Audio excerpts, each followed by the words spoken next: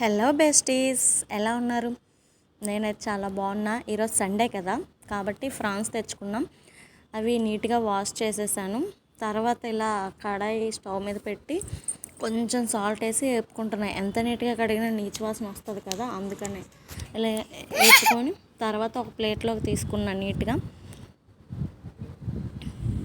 ఈ వాటర్ ఉంది కదా, ఇదంతా పడేయాలి, వాడకూడదు. తర్వాత ఒక కడాయి పెట్టుకొని దాంట్లో కొంచెం ఆయిల్ వేసుకొని మసాలా సామాన్లు వేసుకొని, ఇది అల్లం వెల్లుల్లి పచ్చిమిర్చి ఉల్లిపాయ పేస్ట్, ఇది బాగా వేగేంత వరకు బాగా వేయించుకోవాలంటే ఆయిల్ పైకి తేలే వరకు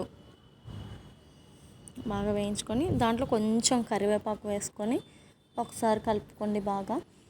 తర్వాత మనం ఇందాక ఫ్రై చేసుకున్నాం కదా లైట్గా, ఆ రొయ్యలు వేసుకొని ఒకసారి బాగా కలిపి దీంట్లో సాల్ట్ వేసాం. తర్వాత కారం తింటాము, మీరు కారం చూసి వేసుకోండి, ఓకేనా? నీచు కూరలోకి కొంచెం కారం ఉంటే బాగుంటుంది కదా, అందుకని ఒకసారి బాగా కలుపుకొని నేను ఒక గ్లాస్ వాటర్ వేసాను, పెద్ద గ్లాస్ వాటర్. ఎందుకంటే ఇవి టైగర్ రొయ్యలు, ఉడకాలంటే కొంచెం వాటర్ పడుతుంది కదా, అందుకని. తర్వాత మూత పెట్టుకున్నాను, మళ్ళీ ఒకసారి మూత తీసి బాగా కలపండి. ఇది పక్కన ఇంకో కడాయి పెట్టుకొని దాంట్లో ఆయిల్ వేసుకొని దాంట్లో కూడా కొంచెం మసాలా సామాన్లు ఉల్లిపాయ పచ్చిమిర్చి వేసి బాగా దూరగా వేగనివ్వండి. ఇది నాటుకోడి పులుసు, సండే కదా, ఒకే రోజు 2 కూరలు. కొంచెం కరివేపాకు, ఆ తర్వాత కొంచెం అల్లం వెల్లుల్లి పేస్ట్ వేసుకొని బాగా కలుపుకుందాం. తర్వాత నాటుకోడి వేసి ఒకసారి బాగా కలుపుకొని కొంచెం ఉప్పు, కారం,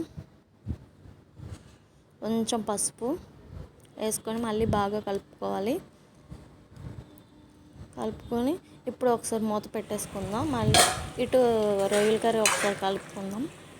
దీంట్లో ఇప్పుడు కొంచెం గరం మసాలా ధనియాల పొడి వేసుకొని మళ్ళీ బాగా కలుపుకొని తర్వాత ఇప్పుడు నాటుకోడిలో కొంచెం టమాటా వేసుకొని చేస్తామండి. సండే వచ్చిందంటే ఇదే బాధ, 2 కూరలు 3 కూరలు వండాల్సి వస్తుంది. నాకు సండే వస్తుందంటేనే భయం వేస్తుంది.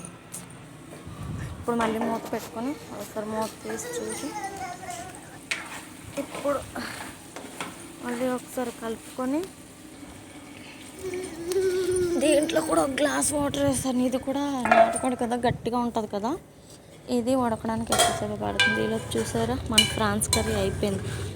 ఇప్పుడు దీనిపైన లైట్గా కొంచెం కొత్తిమీర వేసుకొని అంతే అండి, ఫ్రాన్స్ కర్రీ అయితే అయిపోయింది.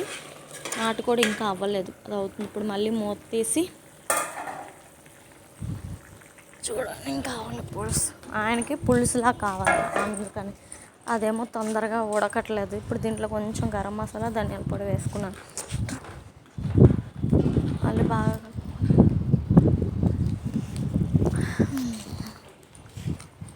అంతే అండి.